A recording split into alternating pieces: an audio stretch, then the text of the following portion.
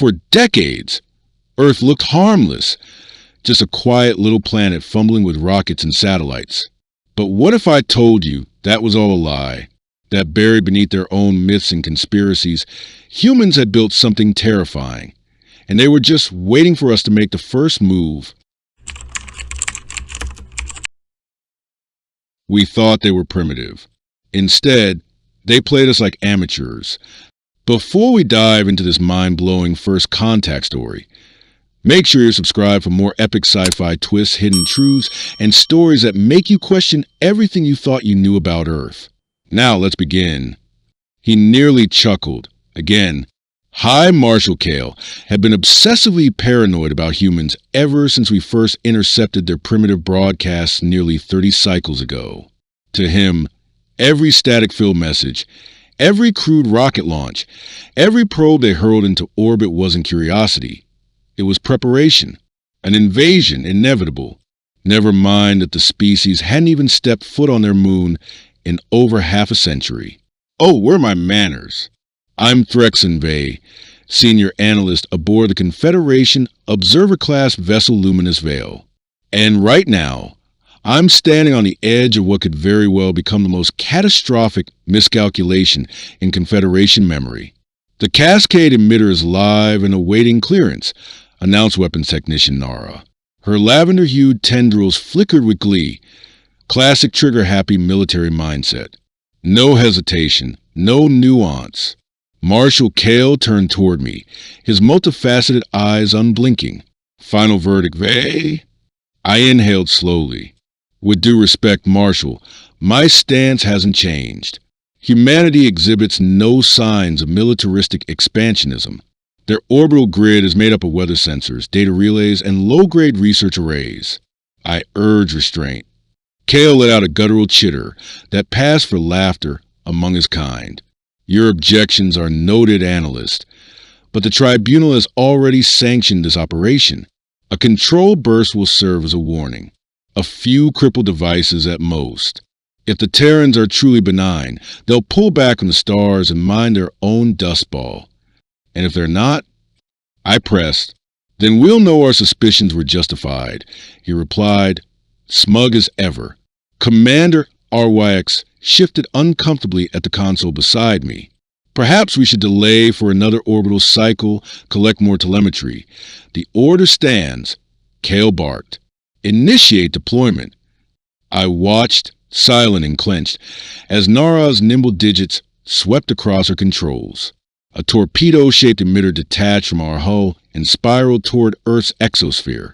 The device was engineered to unleash a precise electromagnetic surge, followed by a directional kinetic ripple, just enough to scatter a cluster of orbital debris.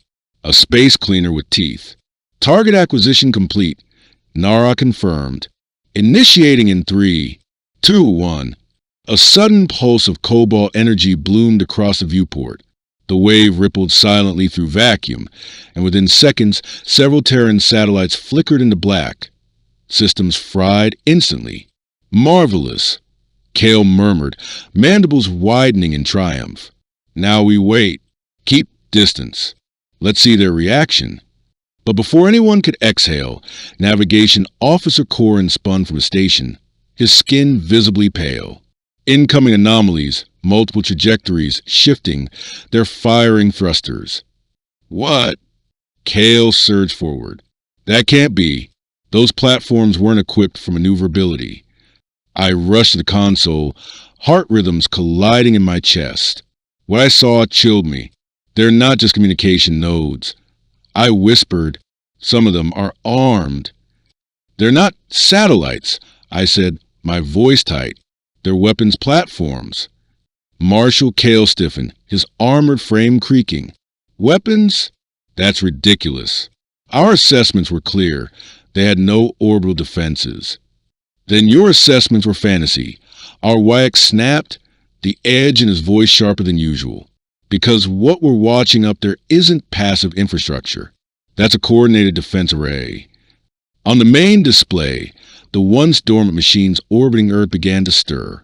Folded panels sprang open, solar wings unfurling like mechanical petals.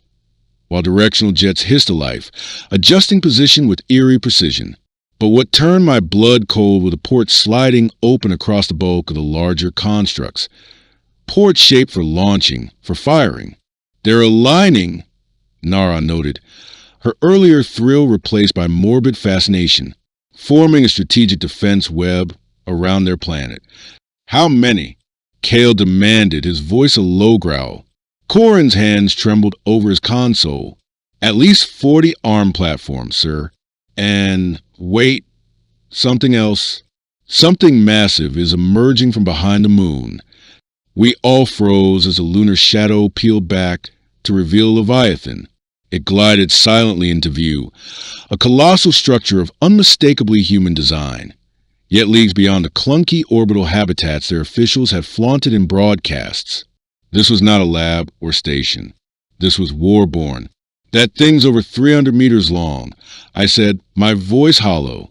Composites in its hull don't match anything from their civilian database. Sensors show advanced alloys, exotic, definitely military. And it's powering up, our YX added grimly. Those are directed energy arrays. That's absurd. Kale blurted. They're barely even spacefaring. They couldn't possibly build this in secret.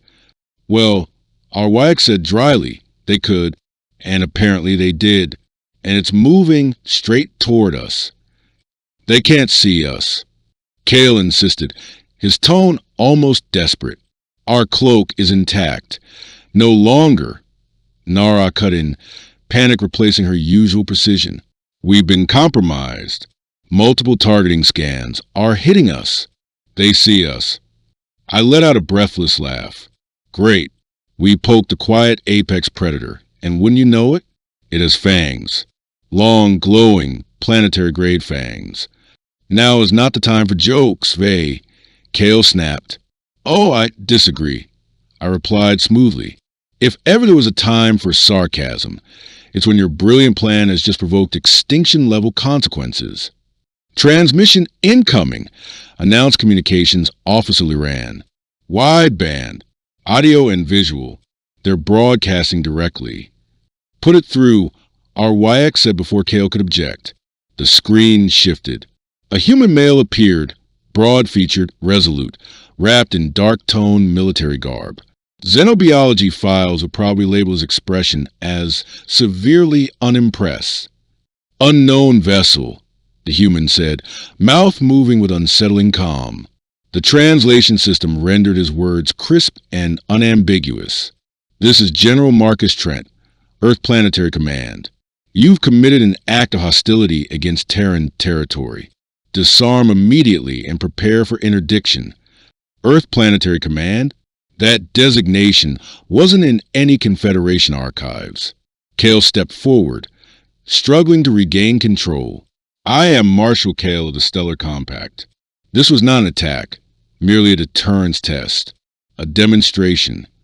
The human's face didn't so much as twitch. You detonated an energy device in sovereign orbit, disabled 17 civilian systems, and severely compromised a meteorological array. Which part of that was not an act of aggression?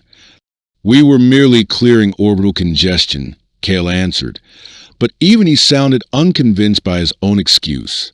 The human's lips curled, not in amusement, but in something colder.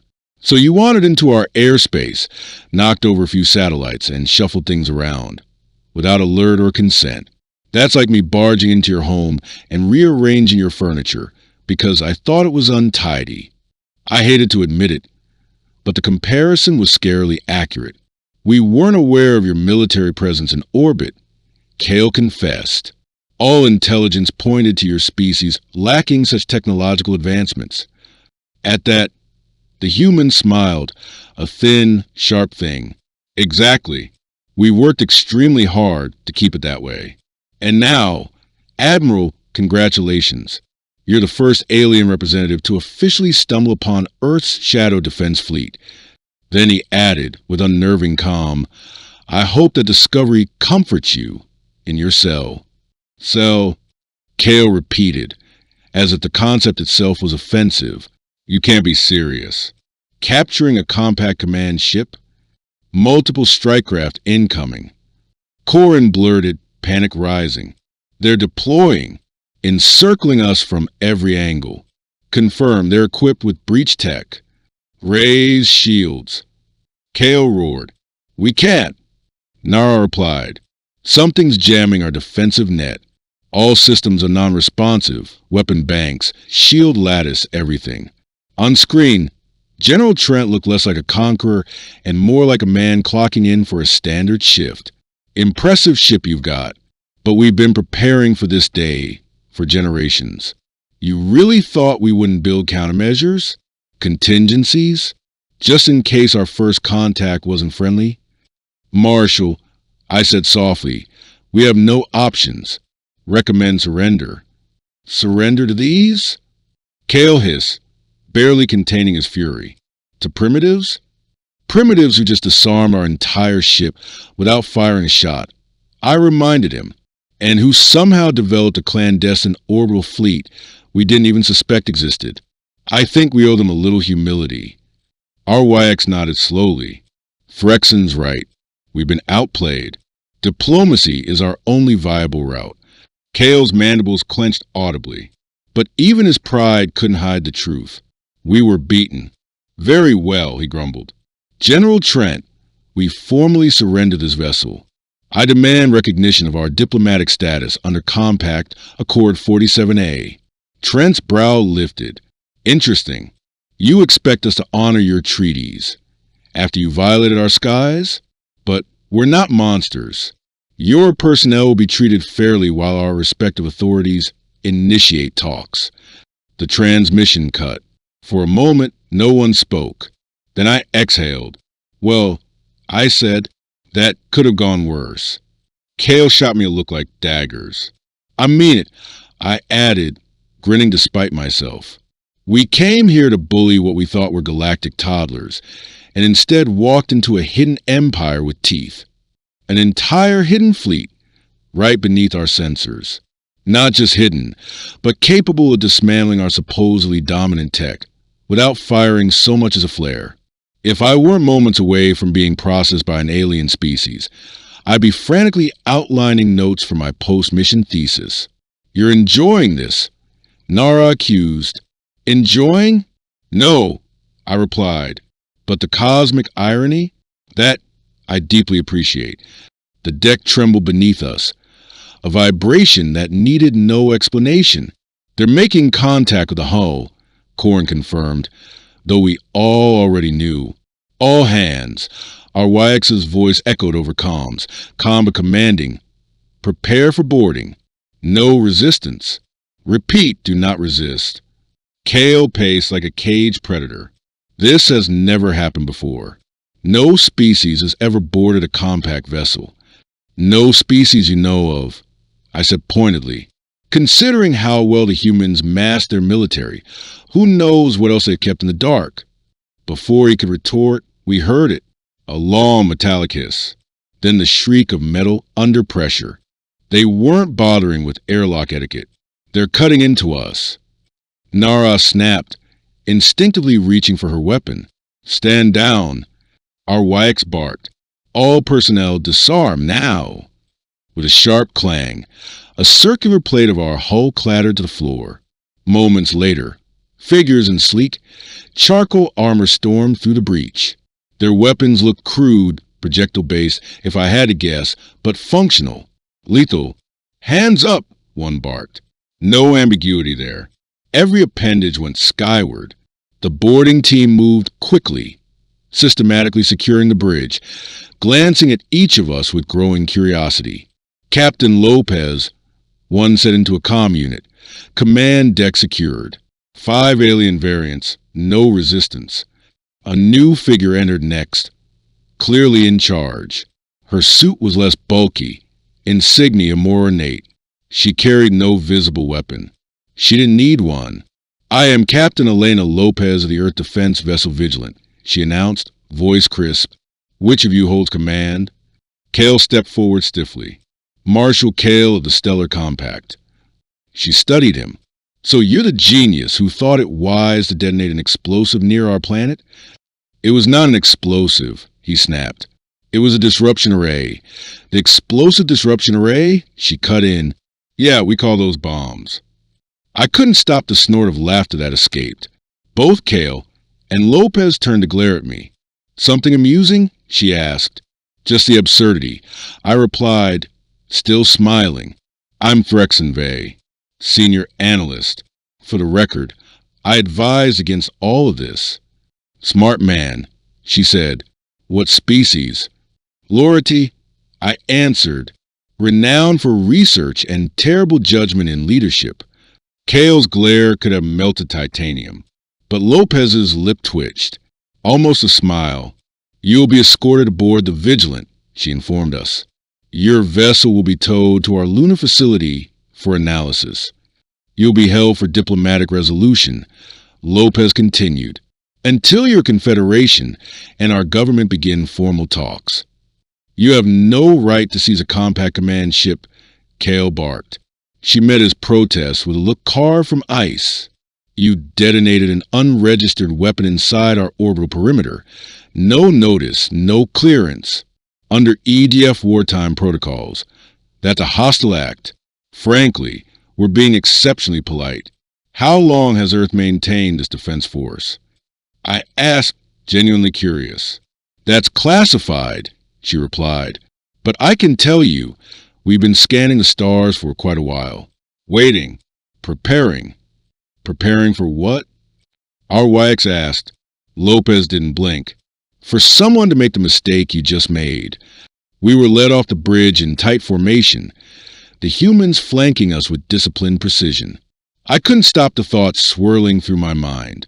If Earth had concealed an entire orbital fleet from our top intelligence agencies, what else might they be hiding? As we moved through familiar corridors toward the breach zone, I glanced out a side viewport. Smaller Terran ships buzz around us like steel insects, anchoring tow lines to our hull.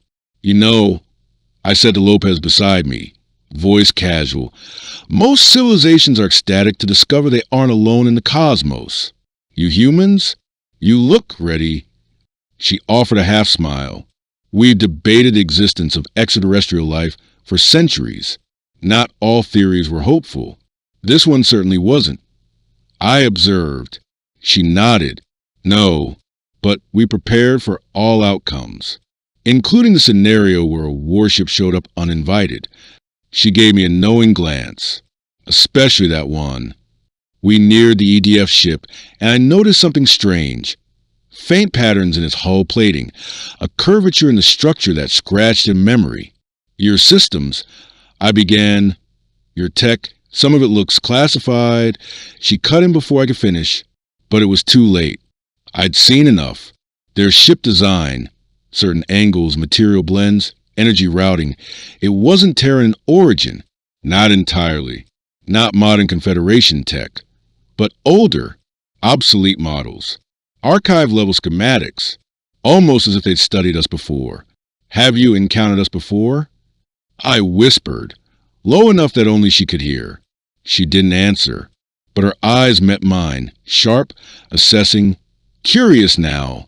I think, she said slowly, you and I are going to have a lot of very interesting discussions, Analyst Vey. That's when I knew. This whole operation, our demonstration, hadn't revealed anything Earth hadn't allowed us to see. They'd been waiting for someone like us.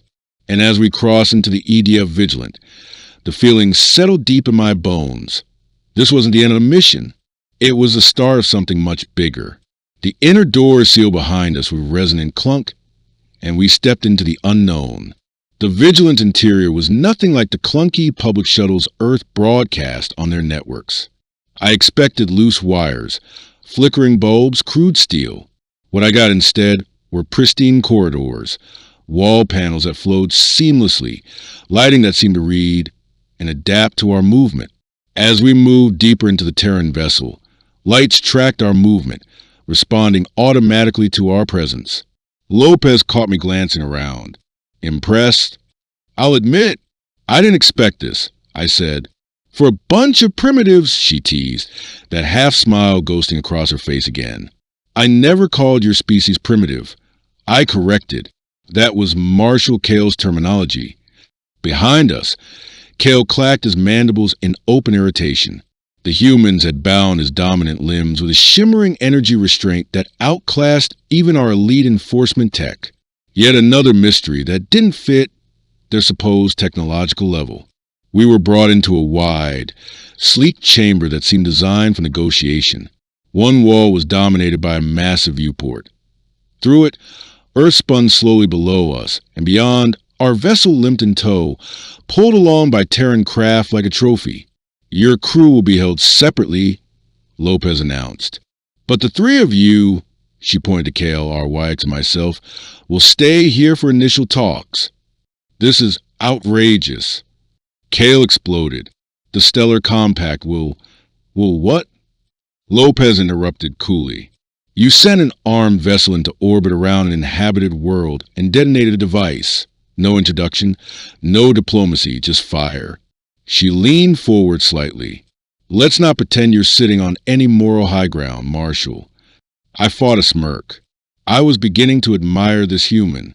Then the chamber door slid open, and General Trent entered, flanked by two more Terrans in alternate uniforms. Captain, he greeted Lopez, before turning to face us. I imagine you have questions. We have quite a few ourselves. Perhaps we can help each other. Our YX leaned in. Who are you really? Our files peg humanity as barely space capable. One of the newcomers, a smaller woman with sharp eyes and a presence that crackled, answered, because we showed you only what we wanted you to see. I'm Director Amara Patel, Earth Intelligence Division. We've known about alien surveillance for decades. Absurd, Kale spat. Our long-range cloaking arrays are undetectable. Her grin was pure edge. Are they? Or did we detect them and feed them the perfect illusion? A cold thought crawled down my spine.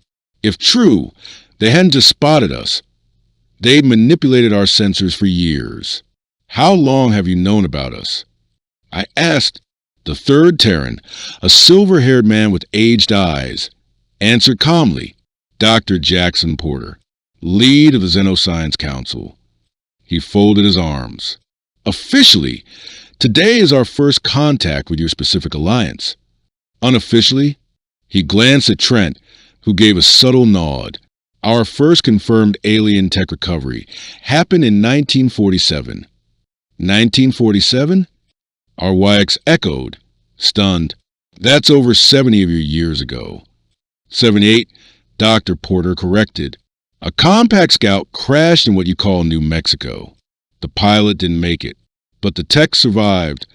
My hearts dropped one by one. So the Roswell event, I said slowly, the realization taking shape. It was real. Lopez raised an eyebrow. You know about that? I nodded.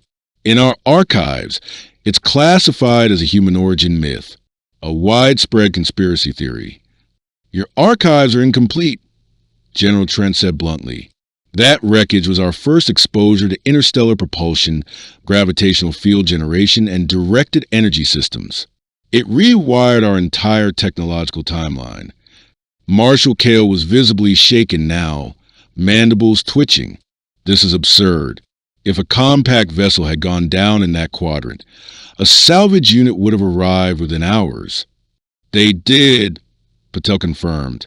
3 days too late. By then, we had already relocated the debris to a deep secure black site. Your team found only a crater and wrote it off as a meteor impact. Dr. Porter stepped forward. Since that first event, there have been 7 more. Crashes, sightings. Each one gave us another fragment of the bigger picture. And every time, Trent added, we ensured that whatever the outside world saw, it looked like nothing more than humanity bumbling forward, step by ordinary step. But why? Our YX asked, leaning forward. If you knew the universe wasn't empty, why pretend to be so behind? The humans exchanged a glance. It was Lopez who finally answered. Because, she said slowly, not all the visitors we met were from your alliance, and not all of them came in peace. A chill traced down my spine. You've made contact with non-compact species? Patel nodded. 3, 1, she said grimly, was sampling Earth's biosphere, including humans. The second, Dr. Porter added, was quietly studying our military infrastructure and resource networks. And the third, Trent finished, tried to set up a hidden installation on our moon. You eliminated them? Cale stammered. We gave them an exit, the general replied. They chose to stay. We didn't. The silence that followed was suffocating. Earth hadn't just detected alien contact. They had neutralized an off-record invasion attempt. Quietly, efficiently, without ever sounding an alarm. So, this Earth Defense Force. I asked carefully, how extensive is it? Lopez smiled, and this time it was real. That's classified. But what you've seen so far, that's barely 5% of what we have circling your sensors right now. I gave a soft whistle, something I had picked up studying their media. And this vessel, the Vigilant, it doesn't match any configuration we've seen. Because it's not purely Terran, Dr. Porter said calmly. We've been refining, iterating, borrowing ideas where needed. The Vigilant is our most advanced platform, built from what we've learned and what we've acquired. You've been reverse engineering alien systems, I realized aloud, since the very beginning. 78 years, to be exact, Porter said, correcting me once more. Cale finally found his voice again. The Council will never accept this. A species that hadn't achieved faster-than-light travel. With this level of technology, you built defense platforms using recovered alien tech. Cale snapped, still rattled. That's unheard of. It's theft. Not theft, General Trent replied evenly. Salvage. Your ship, like others, entered our skies uninvited, just as you're here now. I stared at them, realization dawning. This was all calculated. You wanted someone to make the first move. You waited for a hostile act to justify revealing yourselves. Patel didn't deny it. Her look said everything. We've simulated scenarios like this for decades. Sooner or later, someone would see Earth as vulnerable. We needed to set the stage for our terms. So you let us take the first shot, our YX muttered, connecting the final dots. Precisely, Lopez confirmed. Your demonstration became the perfect trigger. And now, I asked, what happens next? You've exposed your strength. You know the Compact won't ignore this. They'll send more ships when we don't return. We're counting on it, Trent said, folding his arms. That's why we're talking in a conference room and not interrogating you in a brig. You're going to use us, Cale said bitterly, to build diplomatic bridges. After everything, after you hijacked our ship, after decades of pirating our designs, after you fired on our planet, Patel interrupted coldly. Yes, because the alternative isn't something anyone wants to entertain. The room dimmed. A star map blinked to life on the screen behind them. I recognized the layout, our local region of the galaxy, but the icons, those were new. These, General Trent pointed to red nodes spread across the solar system, are part of our orbital defense grid. And these, Patel added, motioning to blue specks scattered far beyond the system's edge, are our long-range recon posts, currently active in 27 neighboring systems. I couldn't look away. You've gone interstellar? For nearly 4 decades, Dr. Porter confirmed. Unmanned probes, silent beacons, stealth satellites. We've monitored much more than you ever suspected. That's impossible, our YX stammered. We have seen them. Would you? Lopez asked, tone deceptively soft. You didn't detect our orbital defenses. You didn't even notice this ship until we dropped cloak. Why assume your surveillance could find micro-platforms designed to outmaneuver your tech? The weight of it hit me then. Earth hadn't just hidden their strength. They had designed around our weaknesses. You don't want a war, I said at last, watching General Trent carefully. If you did, you have reduced our vessel to atoms. No, he agreed. War is a last resort. But don't mistake our restraint for fear. What we want, What we demand is acknowledgement. Earth enters a compact, Patel said, not as some starry-eyed child to be dissected or managed, but as an equal, a sovereign power, ready to sit at the table. Marshal Kale's mandibles snapped in rapid succession, an unmistakable signal of rising panic. The High Council will never approve this, he growled. New species must advance through the formal channels, step by step, before being considered for full admission. Exceptions do exist, our YX said quietly. It's happened 3 times in recorded compact history.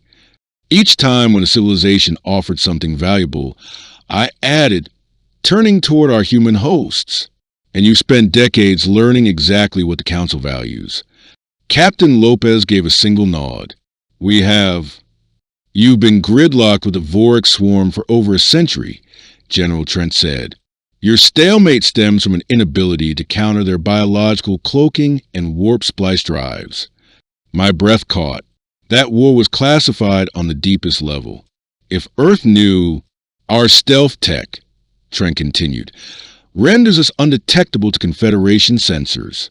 Our interference arrays disable ships like yours without a single shot, and our orbital weapon systems can track entities through phase dimensions. Kale's rigid stance shifted, his fury dimming to wary intrigue. Those systems, he said slowly, would shift the balance of the war. In exchange for full recognition, Trent concluded, and if the Council refuses? Kale pressed. Patel shrugged, her tone casual. Then we release footage of your unprovoked attack on Earth to every independent polity in the sector. We demonstrate how a so-called superior vessel was neutralized without effort, and we open trade discussions with the swarm instead. The color visibly drained from RYX's face. Even Kale's exoskeleton creaked as tension surged through him. You wouldn't, Kale whispered. Test us, Trent replied, voice flat. I couldn't help myself. I laughed. This is genius, I said. Utterly genius. You set the perfect trap, provoked a controlled incident, revealed just enough power to force respect, but held back enough to keep everyone guessing. And instead of destroying our ship, you took it intact, to show diplomacy, not dominance. I turned toward my stunned colleagues. They've outplayed us at every turn. They've been laying the foundation for this day since before we were even born. Your analyst sees the game, Dr. Porter observed, clearly amused. So what happens next? Our YX asked, voice tight. Next, Lopez said calmly, we co-author a public release.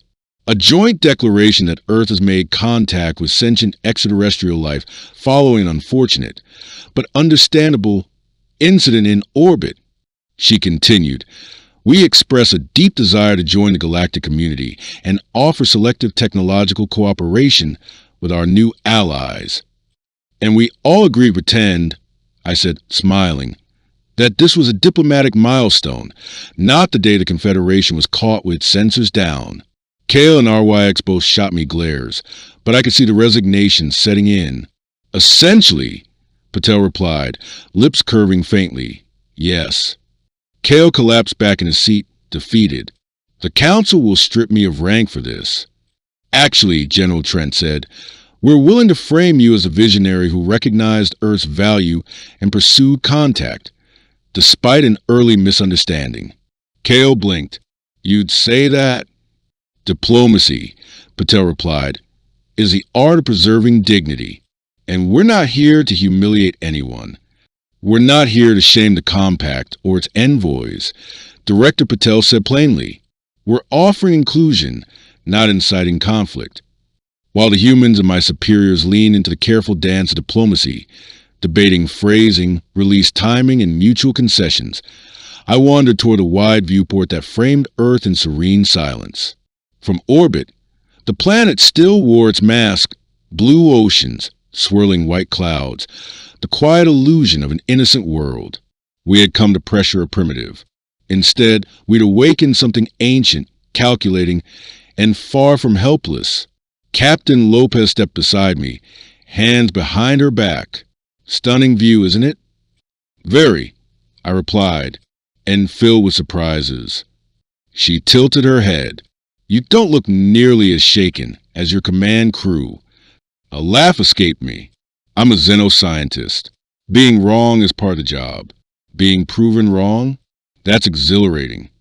I turned toward her. Besides, I warned them this would backfire. Watching that prediction unfold has a certain vindication. What will you do, she asked, when you're back among your people? Assuming I'm not court-martialed for behavior unbecoming a protocol, I mused, I'd like to study you more closely. Your species solves problems in ways we've never considered. She nodded. When you don't inherit a roadmap, you invent your own. Innovation isn't optional, it's survival. Constraints can be fertile ground for genius, I said thoughtfully. Speaking of which, I've been wondering. Her eyes narrowed, amused. Those orbital defense nodes activated after we deployed the pulse. That was impressive. But how many didn't activate? Her face didn't flinch. But her eyes, those sharp, alert eyes, smiled. That's classified, she said evenly. Of course, I murmured, turning back to the planet. But purely in theory, if a civilization had a hidden strategic reserve, hypothetically, she interjected, voice light. Hypothetically, I confirmed, they might have dozens, hundreds of dormant platforms, some cloaked as debris, others hidden at Lagrange points or behind the moon. She gave no answer, only watched her spin slowly beneath us. I let out a long whistle. Remind me never to mount a real offensive against your species. A wise decision, she replied. Hypothetically, of course, we have separate protocols for existential threats. Compared to those, today's response was a handshake. Before I could ask more, General Trent's voice summoned us back to the center table. We've aligned on the public declaration, he said. Now, we move to Phase 2, initial technology transfer agreements. As the talks resumed, I listened carefully. The humans were methodical, precise, and alarmingly fluent in compact legislative nuance. They knew exactly which innovations to trade for maximum influence, while revealing nothing that could dull their advantage. There's still one final matter, Marshal Kale said, just as the negotiation drew to a close. The Council will undoubtedly demand an evaluation team. They'll want to authenticate your technological claims firsthand. We assumed as much, Dr. Porter replied smoothly. We're fully prepared to conduct live demonstrations. In very controlled environments, General Trent added, his tone sharpening the implication. Naturally, our WICs agreed quickly. Standard procedure when a new species is inducted. We're not entering as a new species. Director Patel interrupted.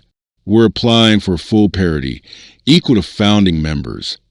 Yes, of course, Kale muttered, clearly running the political calculations in his mind. That distinction is understood. As the final clauses were outlined and encrypted, Captain Lopez returned to my side.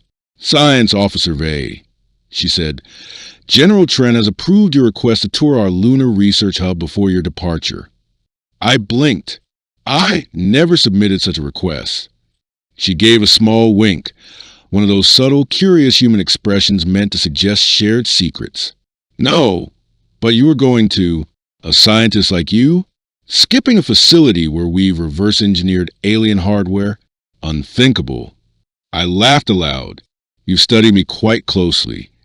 As you've studied us, she replied. The difference? We knew we were being watched. 2 rotations later, with our vessel systems fully repaired and diplomatic accord secured, we rose from lunar orbit and prepared to leave the Sol system.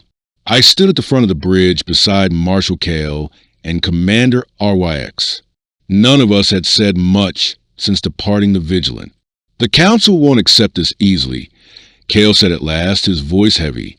They'll believe the evidence, I replied, gesturing to the sealed data package Earth had provided. Carefully curated files proving their capabilities without unveiling their deepest assets. We were outmaneuvered, our WIAC said, still stunned, by a civilization we thought barely capable of orbital flight. It's extraordinary, really, I said. They turned their isolation into strength. With no galactic handbooks to follow and no technology to inherit, they innovated from scratch. And they didn't copy what they salvaged, they improved it. And now, Kale growled, they'll have full access to Confederation systems. And probably enhance them, I added brightly, within a decade. As Earth shrank behind us, I stared to the viewport in quiet awe. We hadn't just encountered a new species. We'd witnessed the rewriting of an entire interstellar paradigm. Humanity had used our arrogance as their camouflage, letting our assumptions blind us while they built something extraordinary beneath the surface. They studied us without our ever noticing. They had prepared for this, carefully, patiently, invisibly, and we never even suspected. In the end, they didn't overpower us with brute force. They didn't need to. They dismantled our confidence, exposed our ignorance, and cornered us with brilliance alone. Not a single shot fired, yet the victory was absolute. And somewhere, still circling silently above that green and blue world, were hundreds more defense arrays, dormant, hidden, quietly watching. A quiet warning for the next fool who thought to test Earth's resolve. In one regard, Marshal Kale had been right all along. Humans were dangerous, but not because of their numbers or their weapons. No, they were dangerous because they adapted, because they solved impossible problems with creativity instead of conformity, because they had outwitted one of the oldest spacefaring civilizations in the galaxy, without anyone realizing until it was far too late. As our vessel entered faster-than-light transit, stars stretched into lines, and Earth disappeared behind us. I stood at the observation deck, thinking there would be diplomatic positions soon, ambassadors, exchange programs, liaison posts. And when the time came, I knew exactly what I'd request. Assignment to Earth. The humans weren't just going to join the galactic stage. They were going to redefine it. And I, for one, had no intention of watching that revolution from the sidelines. Any species clever enough to keep an entire space fleet hidden for nearly 8 decades, only to unleash in a single perfect masterstroke against their first visitors. Well, that's a species worth understanding, worth working with, and above all, worth keeping on your side. So, was Earth ever really the underdog? Or have they just been hiding their claws, waiting for the right moment to strike? If you want more stories like this, first contact twists, hidden galactic wars, and the secrets humanity never told the stars, make sure to subscribe, drop a comment, and tell us, would you trust Earth or fear it?